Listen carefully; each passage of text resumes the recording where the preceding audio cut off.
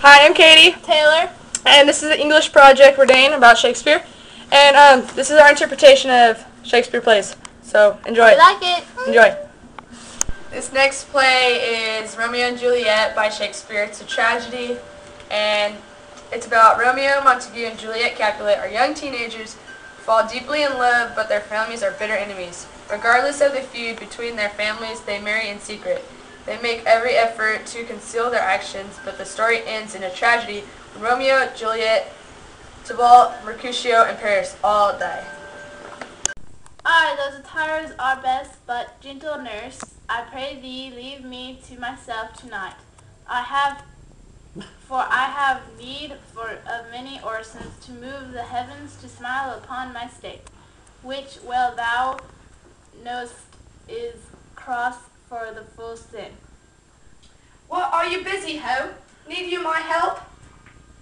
No, madame, we have culled such necessaries as are behoveful for our state tomorrow. So please you let me now be left alone, and let the nurse this night sit up with you, for I am sure you have your hands full all in this no sudden business.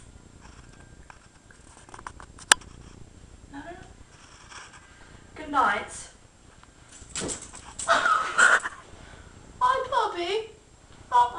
This play is by William Shakespeare. It is called King John, and it's a history. It is about, the play opens with a demand from the French King Philip for King John to abdicate in favor of his nephew Arthur I, Duke of Brittany, son of his elder brother Geoffrey. The 5 acts then depict a dizzying change of alliances, a papal excommunication, and subsequent acceptance, and the play ends finally with King John's death at the hands of a monk.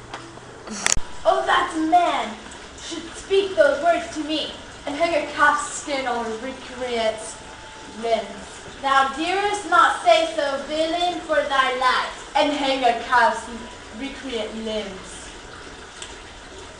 This next tragedy is by Shakespeare, and it's called Julius Caesar. It's about a 20-year-old Julius Caesar flees Rome for his life during the reign of Sulla, but through skill and ambition rises for 4 decades, later to become Rome's supreme dictator. Where, my lord? Where mine's eye, Horatio? I saw him once. He was a goodly king. He was a man. Take him all for all. I shall not look upon his like again. My lord, I think I saw him yesternight. Saw who? My lord, the king, your father. The king, my father? Seizing your admiration for a while, with an attentive ear to I may deliver. Upon the witness of these gentlemen, this marvel to you. For God's love, let me hear. This is a history by Shakespeare, and it is called King Richard II. It is about Richard II was a king of virtue of the divine right of kings, and thus God's elected deputy. He is intelligent but weak. John of Gaunt, Duke of Lancaster, is the king's uncle and father of the king's rival. Henry Bolingbroke, the king banishes courtiers Mowbray for life, and Bolingbroke for 10 years, which, showing outward mercy, he reduces to 6 after a vicious quarrel. The king is happy to banish Bolingbroke, as he fears that the young man's popularity is a threat to his crown. At the end of the play, King Richard II ends up dying.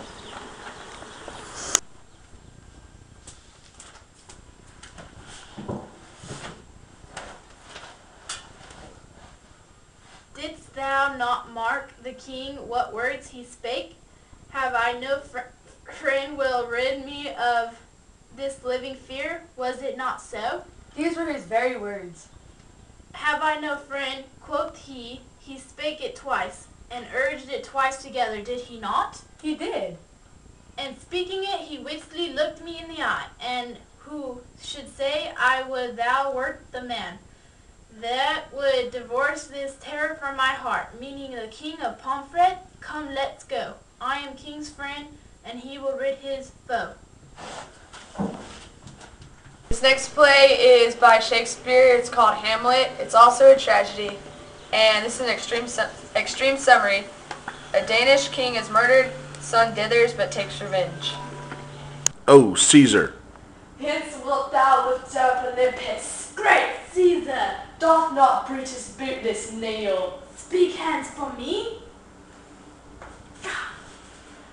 Oh! Eat brute, then die Caesar. I'll take my knife back. This play is a history. It is by Shakespeare, and it is King Richard III, and it is about...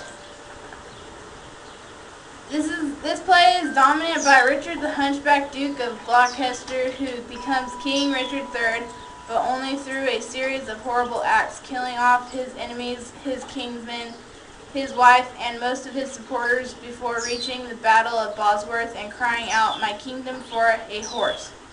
Richard is portrayed as a pure, self-professed villain of monstrous proportions. His evil drives the plot, and until his final defeat by the Duke of Richmond, who became Henry VI, is the play's last act. The good forces opposing him are weak, splintered, and easy prey for his schemes.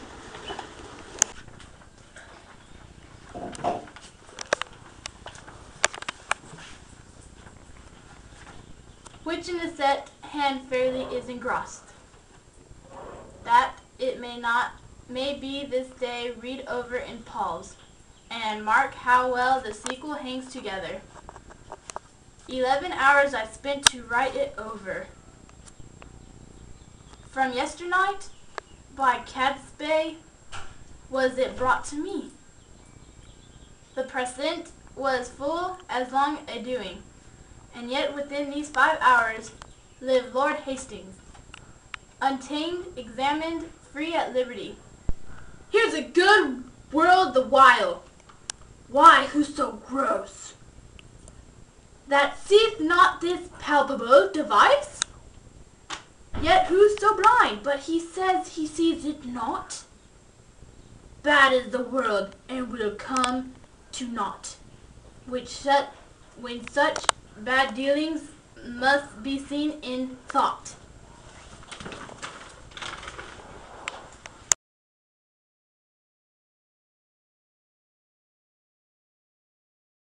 Feel your touch in